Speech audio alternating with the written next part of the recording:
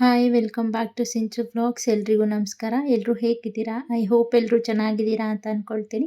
ಇವತ್ತು Sunday ಮಾರ್ನಿಂಗಿಂದ ಬ್ಲಾಗ್ನ start ಮಾಡ್ತಾ ಇದ್ದೀನಿ. ಇವತ್ತು ಹಬ್ಬ ಅಲ್ವಾ, ಶ್ರೀರಾಮನವಮಿ. ಅದಕ್ಕೋಸ್ಕರ ಇವತ್ತು ಬೆಳಿಗ್ಗೆನೆ ಮನೆಯೆಲ್ಲ ಕ್ಲೀನ್ ಮಾಡಿಕೊಂಡು ಮನೆ ಕೆಲಸ ಎಲ್ಲ ಮುಗಿಸ್ಕೊಂಡು ಈಗ ಫ್ರೆಶ್ ಅಪ್ ಆಗಿ ಬಂದು ದೇವ್ರ ನೈವೇದ್ಯಕ್ಕೆ ಅಂತ ಹೇಳಿ ರಾಮನವಮಿ ವಿಶೇಷವಾಗಿ ಹೆಸರುಬೇಳೆ ಅಂದರೆ ಕೋಸಂಬರಿ ಮಾಡ್ಕೊಳ್ತಾ ಇದ್ದೀನಿ. ಅದನ್ನು ಮಾಡ್ಕೊಳ್ಳೋದಕ್ಕೆ ನಾನಿಲ್ಲಿ ಫಸ್ಟು ಫ್ರೆಶ್ ಅಪ್ ಆಗಿ ಬಂದು ನಂತರ ಈಗ ಮೊದಲಿಗೆ ಹೆಸರುಬೇಳೆನ ತೊಳೆದು ನೆನೆಸಿಡ್ತಾ ಇದ್ದೀನಿ. ಹೆಸರುಬೇಳೆನ ನೆನೆಸಿಟ್ಟು ಈಗ ತಲೆ ಸ್ನಾನ ಮಾಡ್ಕೊಂಡು ಬಂದಿದ್ದೆ ಅಲ್ವಾ, ಹಾಗಾಗಿ ತಲೆ ಎಲ್ಲ ಆರಿಸ್ಕೊಂಡು ನನ್ನ ಸ್ಕಿನ್ ಕೇರ್ ರೂಟೀನ್ ಏನಿರುತ್ತೆ ಅದನ್ನೆಲ್ಲ ಮುಗಿಸ್ಕೊಂಡು ಮತ್ತು ಇನ್ನು ದೇವ್ರ ಮನೆಯೂ ಕ್ಲೀನ್ ಮಾಡ್ಕೊಳ್ಬೇಕು. ದೇವ್ರ ಮನೆ ಕ್ಲೀನ್ ಮಾಡಿಕೊಂಡು ಮತ್ತು ದೇವ್ರ ಫೋಟೋ ಎಲ್ಲ ಒರೆಸ್ಕೊಂಡು ಅರಿಶಿನ ಕುಂಕುಮ ಎಲ್ಲ ಇಟ್ಟು ಪೂಜೆಗೆಲ್ಲ ರೆಡಿ ಮಾಡ್ಕೊಳ್ಳೋಣ ಅಂತ ಹೇಳಿ ಇನ್ನು ನಾನು ಸ್ಕಿನ್ ಕೇರ್ ಎಲ್ಲ ಮುಗಿಸಿ ಇದನ್ನೆಲ್ಲ ಮಾಡ್ಕೊಳ್ಳೋ ಅಷ್ಟರಲ್ಲಿ ಇನ್ನು ಹೆಸರುಬೇಳೆನೂ ಕೂಡ ಚೆನ್ನಾಗಿ ನೆಂದ್ಕೊಳ್ಳುತ್ತೆ. ಹಾಗಾಗಿ ಅಷ್ಟರಲ್ಲಿ ಮೊದಲಿಗೆ ನೆನೆಸಿಟ್ಬಿಡೋಣ, ಅಷ್ಟರಲ್ಲಿ ಹೆಸರುಬೇಳೆ ಕೂಡ ನೆಂದ್ಕೊಳ್ಳುತ್ತೆ ಅಂತ ಹೇಳಿ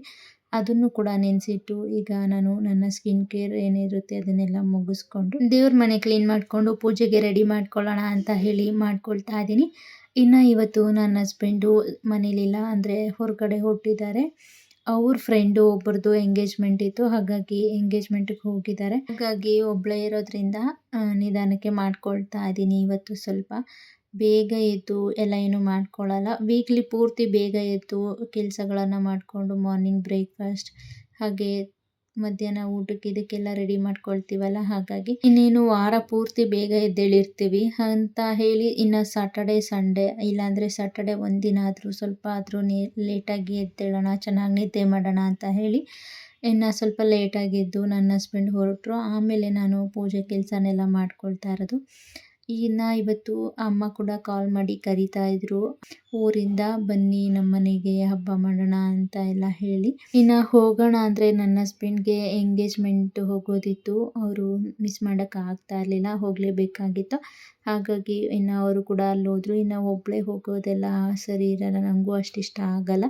ಹೋದರೆ ಇಬ್ಬರು ಹೋಗೋಣ ಅಂತ ಹೇಳಿ ಸುಮ್ಮನೆ ಹೋಗಲಿಲ್ಲ ಅಷ್ಟೇ. ಇನ್ನು ಪೂಜೆ ಎಲ್ಲ ಮಾಡೋದಕ್ಕೆ ದೇವ್ರ ಮನೆ ಎಲ್ಲ ಕೂಡ ರೆಡಿ ಮಾಡ್ಕೊಂಡಿದ್ದಾಯಿತು. ಇನ್ನು ದೇವ್ರ ನೈವೇದ್ಯಕ್ಕೆ ಅಂತ ಹೇಳಿ ಶ್ರೀರಾಮನವಮಿಗೆ ಏನು ಸ್ಪೆಷಲಾಗಿ ಎಲ್ಲರೂ ಮಾಡ್ತಾರೆ ಅದನ್ನು ನಾನು ಕೂಡ ಪ್ರಿಪೇರ್ ಮಾಡ್ಕೊಳ್ತಾ ಇದ್ದೀನಿ. ಈಗ ನಾನಿಲ್ಲಿ ಒಂದು ಚಂಬಲ್ಲಿ ನೀರು ತೊಗೊಂಡಿದ್ದೀನಿ, ಇದಕ್ಕೆ 1 ಬೌಲ್ ಆಗುವಷ್ಟು ಬೆಲ್ಲನ ಹಾಕ್ಕೊಂಡಿದ್ದೀನಿ. ಹಾಕಿ ಅದನ್ನು ಕರ್ಗಕ್ಕೆ ಇಡ್ತೀನಿ. ಕರ್ಗಕ್ಕಿಟ್ಟು ನಾನಿಲ್ಲಿ ಈ ಸೌತೆಕಾಯಿ, ಕ್ಯಾರೆಟ್ ಹಾಗೆ ಕೊತ್ತಂಬರಿ ಸೊಪ್ಪು, ಹಸಿಮೆಣಸಿನ್ಕಾಯಿ ಇದನ್ನೆಲ್ಲ ಕಟ್ ಮಾಡಿ ಇಟ್ಕೊಂಡಿದ್ದೀನಿ. ಇನ್ನು ಈಗ ನಾನು ಆಗಲೇ ಹೆಸರುಬೇಳೆನ ನೆನೆಸಿಟ್ಟಿದ್ದೆ ಅಲ್ವಾ ಕೋಸಂಬರಿ ಮಾಡೋಕ್ಕೆ, ಇದು ಕೂಡ ಚೆನ್ನಾಗಿ ನೆಂದ್ಕೊಂಡಿದೆ. ಇನ್ನು ಈ ನೀರನ್ನೆಲ್ಲ ಕೋಸಂಬರಿ ಮಾಡೋದಕ್ಕೆ ಅಂತ ಹೆಸರುಬೇಳೆ ನೆನೆಸಿಟ್ಟಿದ್ದಂಥ ನೀರನ್ನೆಲ್ಲ ಬಸಿದು ಈಗ ಇದನ್ನು ಕೂಡ ತೊಗೊಂಡು ಬಂದಿದ್ದೀನಿ. ಮೊದಲಿಗೆ ನಾನಿಲ್ಲಿ ಕೋಸಂಬರಿ ಮಾಡ್ಕೊಂಡು ಬಿಡ್ತೀನಿ.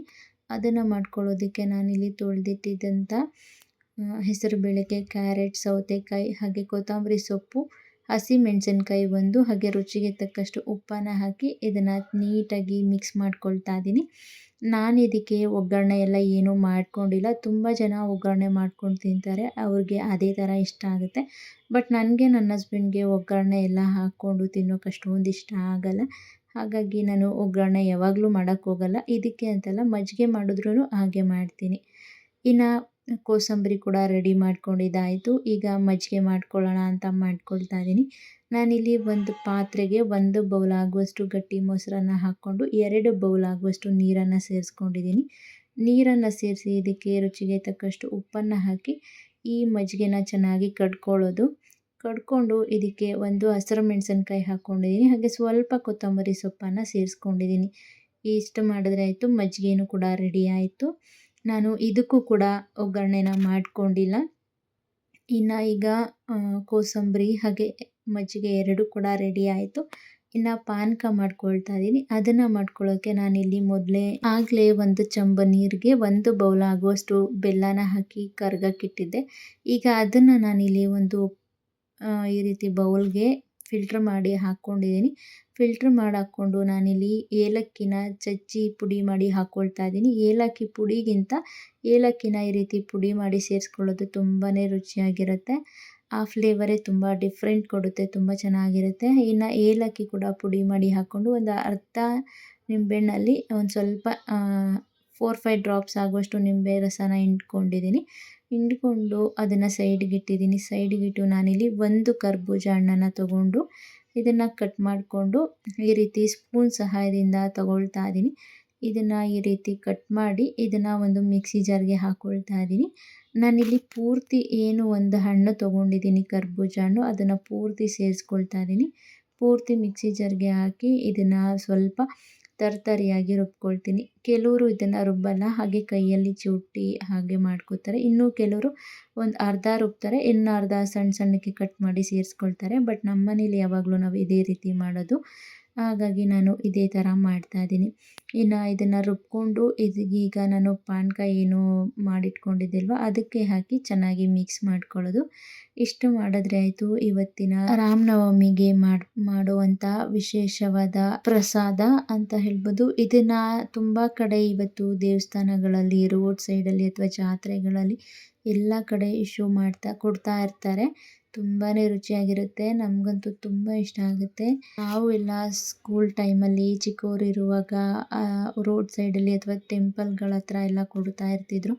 ಅವಾಗೆಲ್ಲ ಇದನ್ನು ತೊಗೊಂಡು ತಿಂತಾ ಇದ್ದಿದ್ದು, ಕುಡಿತಾ ಇದ್ದದ್ದು ಅದೆಲ್ಲ ಈಗ ತುಂಬ ಚೆನ್ನಾಗಿ ನೆನಪಾಗುತ್ತೆ. ಅಂದರೆ ಅದೆಲ್ಲ ಒಂಥರ ಮೆಮೊರೀಸ್ ಅಲ್ವಾ, ಯಾರಿಗೆ ಆದರೂ ಚೈಲ್ಡ್ಹುಡ್ ಮೆಮೊರೀಸ್ ಅಂತ ಹೇಳಿ ತುಂಬಾ ಖುಷಿ ಆಗುತ್ತೆ. ಇನ್ನು ಈಗ ಇದೆಲ್ಲ ರೆಡಿ ಮಾಡಿಕೊಂಡು ಈಗ ದೇವ್ರ ನೈವೇದ್ಯಕ್ಕೂ ಕೂಡ ಇಡ್ತಾ ಇದ್ದೀನಿ. ಇನ್ನು ಈಗ ದೇವ್ರ ನೈವೇದ್ಯಕ್ಕೆ ಇಟ್ಟು ಇನ್ನು ಪೂಜೆ ಮಾಡ್ಕೊಳ್ಳೋದು.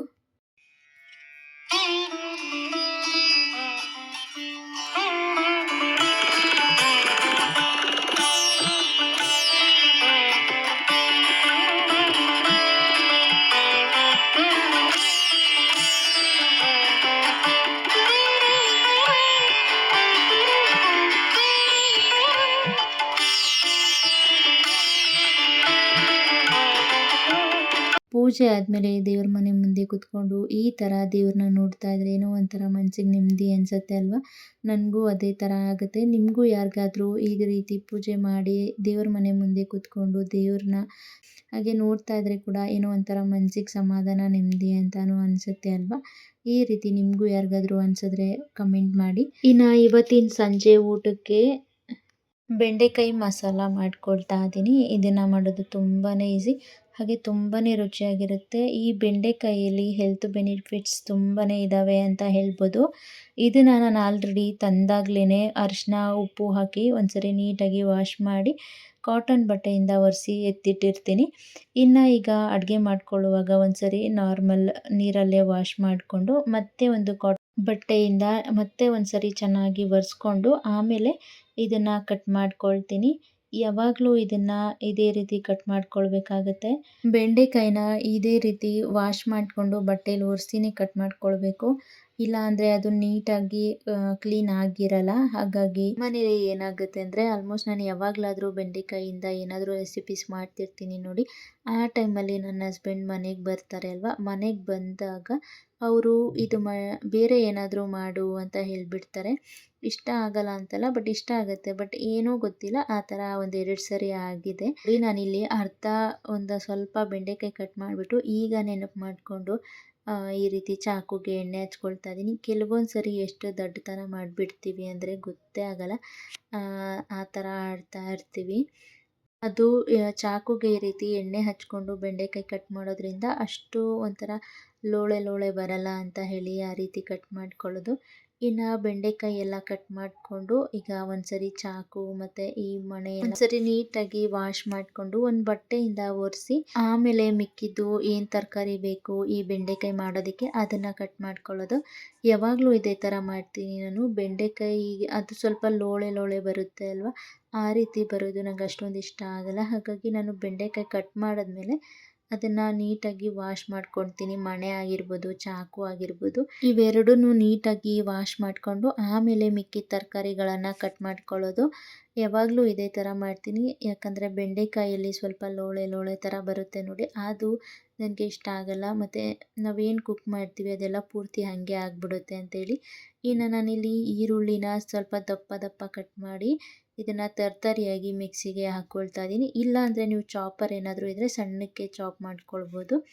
ನನಗೆ ಇಲ್ಲಿ ಸ್ವಲ್ಪ ಗ್ರೇವಿ ಜಾಸ್ತಿ ಬೇಕು ಅಂತ ಹೇಳಿ ನಾನಿಲ್ಲಿ ಈ ರೀತಿ ರುಬ್ಕೊಂಡಿದ್ದೀನಿ. ಇನ್ನು ಅದೇ ಥರ ಟೊಮೆಟೊನೂ ಕೂಡ 2 ಭಾಗ ಮಾಡ್ಕೊಂಡಿದ್ದೀನಿ. ಒಂದು 4 ಟೊಮೆಟೊನ ಸಣ್ಣ 4 ಟೊಮೆಟೊನ ಈ ರೀತಿ 2 ಭಾಗ ಮಾಡಿಕೊಂಡು ಅದನ್ನು ಕೂಡ ಮಿಕ್ಸಿಗೆ ಹಾಕಿ ಪೇಸ್ಟ್ ಮಾಡ್ಕೊಳ್ತಾ ಇದ್ದೀನಿ. ನಾನಿಲ್ಲಿ ನಾಟಿ ಟೊಮೆಟೊನ ಆ್ಯಡ್ ಮಾಡ್ತಾ ಇದ್ದೀನಿ. ಹಾಗೆ ಇಲ್ಲಿ 2 ಈರುಳ್ಳಿನ ತಗೊಂಡಿದ್ದೀನಿ.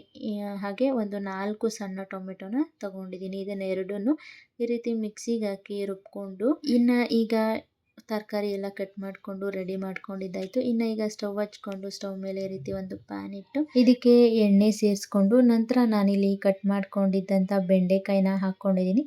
ಬೆಂಡೆಕಾಯಿ ಹಾಕಿ ಒಂದೇ ಒಂದು ಸರಿ ಚೆನ್ನಾಗಿ ಬಾಡಿಸ್ಕೊಂಡು ಮತ್ತೆ ಇದಕ್ಕೆ ರುಚಿಗೆ ತಕ್ಕಷ್ಟು ಉಪ್ಪನ್ನು ಹಾಕ್ಕೊಳ್ತಾ ಇದ್ದೀನಿ. ಈಗಲೇ ಒಂದು ಸ್ವಲ್ಪ ಉಪ್ಪನ್ನು ಸೇರಿಸ್ಕೊಂಡು ಇದನ್ನು ಬಾಡಿಸ್ಕೊಳ್ತೀನಿ. ಇದನ್ನು ಒಂದು 3ರಿಂದ 4 ನಿಮಿಷ ಆದರೂ ಇದನ್ನು ಲೋ ಫ್ಲೇಮಲ್ಲೇ ಚೆನ್ನಾಗಿ ಬಾಡಿಸ್ಕೊಳ್ಬೇಕು. ಉಪ್ಪು ಹಾಕ್ಕೊಳ್ಳೋದ್ರಿಂದ ಸ್ವಲ್ಪ ಲೋಳೆ ಥರ ಬರಲ್ಲ, ಹಾಗಾಗಿ ಉಪ್ಪನ್ನು ಸೇರಿಸ್ಕೊಂಡು ಇದನ್ನು ಫ್ರೈ ಮಾಡ್ಕೊಳ್ಬೇಕು.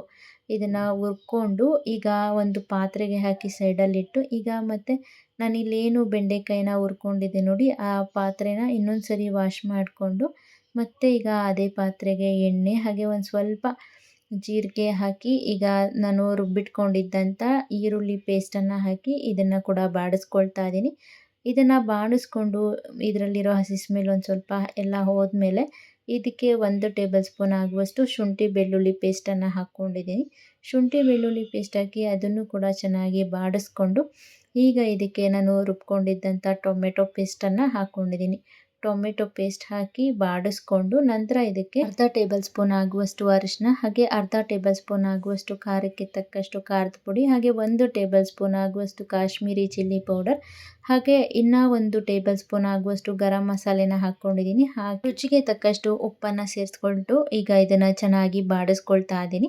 ಆಗಲೇ ನಾನು ಬೆಂಡೆಕಾಯಿ ಹುರ್ಕೊಳ್ಳುವಾಗ ಉಪ್ಪನ್ನು ಸೇರಿಸ್ಕೊಂಡಿದ್ದೆ, ಹಾಗಾಗಿ ಉಪ್ಪನ್ನು ನಾವು ನೋಡಿಕೊಂಡು ಸ್ವಲ್ಪನೇ ಸೇರಿಸ್ಕೊಳ್ಬೇಕಾಗುತ್ತೆ. ಇನ್ನು ಈಗ ಇಷ್ಟು ಮಸಾಲೆ ಹಾಕಿ ಇದನ್ನು ಚೆನ್ನಾಗಿ ಬಾಡಿಸ್ಕೊಂಡು ಇದರಲ್ಲಿ ಎಣ್ಣೆ ತೇಲಿ ಬರ್ತಾ ಇರುತ್ತೆ ನೋಡಿ, ಎಣ್ಣೆ ಎಲ್ಲ ಸೈಡಲ್ಲಿ ಬಿಟ್ಕೊಳ್ತಾ ಇರುತ್ತೆ ಅನ್ನೋ ಟೈಮಲ್ಲಿ ಇದಕ್ಕೆ ಇನ್ನೊಂದು ಚೂರು ನೀರನ್ನು ಹಾಕಿ ಮತ್ತೆ ಬಾಡಿಸ್ಕೊಳ್ತೀನಿ. ಬಾಡಿಸ್ಕೊಂಡು ನಂತರ ಇದಕ್ಕೆ ಒಂದು 2ರಿಂದ 3 ಟೇಬಲ್ ಸ್ಪೂನ್ ಆಗುವಷ್ಟು ಮೊಸರು ಆ್ಯಡ್ ಮಾಡ್ಕೊಂಡಿದ್ದೀನಿ. ಮೊಸರು ನಿಮ್ಗೆ ಇಷ್ಟ ಇಲ್ಲ ಅಂದರೆ ಸ್ಕಿಪ್ ಮಾಡ್ಕೊಳ್ಬೋದು, ಬಟ್ ಮೊಸರು ಹಾಕಿದ್ರೆ ಇದು ಡಿಫ್ರೆಂಟ್ ಟೇಸ್ಟ್ ಕೊಡುತ್ತೆ. ಮೊಸರು ಹಾಕಿ ಇದನ್ನು ಚೆನ್ನಾಗಿ ಬಾಡಿಸ್ಕೊಂಡು ನಂತರ ಇದಕ್ಕೆ ನಾವು ಹುರಿದಿಟ್ಕೊಂಡಿದ್ದಂಥ ಬೆಂಡೆಕಾಯಿ ಹಾಕಿ ಇದನ್ನು ಒಂದು 2 ಸರಿ ಮಿಕ್ಸ್ ಮಾಡಿಕೊಂಡು ನಂತರ ಈಗ ಇದಕ್ಕೆ ಒಂದು ಲಿಡ್ನ ಕ್ಲೋಸ್ ಮಾಡಿ ಒಂದು 5 ನಿಮಿಷ ಇದನ್ನು ಇದೇ ಥರ ಕುಕ್ ಮಾಡ್ಕೊಳ್ತೀನಿ. ನಂತರ ಲಿಡ್ನ ಓಪನ್ ಮಾಡಿ ಈಗ ಚೆಕ್ ಮಾಡ್ತಾ ಇದ್ದೀನಿ. ನೀವು ನೋಡ್ತಾ ಇರ್ಬೋದು ಚೆನ್ನಾಗಿ ಬೆಂದ್ಕೊಂಡಿದೆ. ಈಗ ಇದನ್ನು 1-2 ಸರಿ ಚೆನ್ನಾಗಿ ಮಿಕ್ಸ್ ಮಾಡಿಕೊಂಡು ಈಗ ಇದಕ್ಕೆ ಕಟ್ ಮಾಡಿ ಇಟ್ಕೊಂಡಿದ್ದಂಥ ಕೊತ್ತಂಬರಿ ಸೊಪ್ಪನ್ನು ಹಾಕಿ ಮತ್ತೆ ಇನ್ನೊಂದು 2 ಸರಿ ಲೋ ಫ್ಲೇಮಲ್ಲಿ ಚೆನ್ನಾಗಿ ಮಿಕ್ಸ್ ಮಾಡ್ಕೊಳ್ತಾ ಇದ್ದೀನಿ. ಇಷ್ಟು ಮಾಡಿದ್ರೆ ಆಯಿತು, ಬೆಂಡೆಕಾಯಿ ರೆಡಿನೇ ಆಗೋಯಿತು. ಈಗ ಇದನ್ನು ಸ್ಟವ್ ಆಫ್ ಮಾಡಿಕೊಂಡು ಸೈಡ್ಗೆ ಇಟ್ಕೊಳ್ತಾ ಇದ್ದೀನಿ. ಇಷ್ಟೇ, ನೀವು ನೋಡ್ತಾ ಇರ್ಬೋದು ತುಂಬಾ ರುಚಿಯಾಗಿರುತ್ತೆ. ಇದನ್ನು ಚಪಾತಿ, ಅನ್ನ, ಮುದ್ದೆ ಎಲ್ಲದಕ್ಕೂ ಕಾಂಬಿನೇಷನ್ ಆಗಿ ತಿನ್ಬೋದು. ತುಂಬಾ ರುಚಿಯಾಗಿರುತ್ತೆ. ರೆಸಿಪಿ ನಿಮಗೆ ಇಷ್ಟ ಆಗಿದೆ ಅಂತ ಅಂದ್ಕೊಳ್ತೀನಿ. ಇಷ್ಟ ಆಗಿದ್ರೆ ಪ್ಲೀಸ್ ಒಂದು ಲೈಕ್ ಮಾಡಿ ಹಾಗೆ ನಿಮ್ಮ ಫ್ಯಾಮಿಲಿ ಫ್ರೆಂಡ್ಸ್ಗೆಲ್ಲಾನು ಶೇರ್ ಮಾಡಿ. ಇನ್ನು ಈ ವ್ಲಾಗ್ನ ನಾನು ಇಲ್ಲಿಗೆ ಎಂಡ್ ಮಾಡ್ತಾ ಇದ್ದೀನಿ. ಈ ವ್ಲಾಗ್ ನಿಮಗೆ ಯೂಸ್ಫುಲ್ ಅನಿಸಿದ್ರೆ ಅಥವಾ ಇಷ್ಟ ಆಗಿದ್ರೆ ಪ್ಲೀಸ್ ಒಂದು ಲೈಕ್ ಮಾಡಿ ಹಾಗೆ ಸಿಂಚು ವ್ಲಾಗ್ಸ್ನ ಸಬ್ಸ್ಕ್ರೈಬ್ ಮಾಡಿ. Thank you for watching. Take care.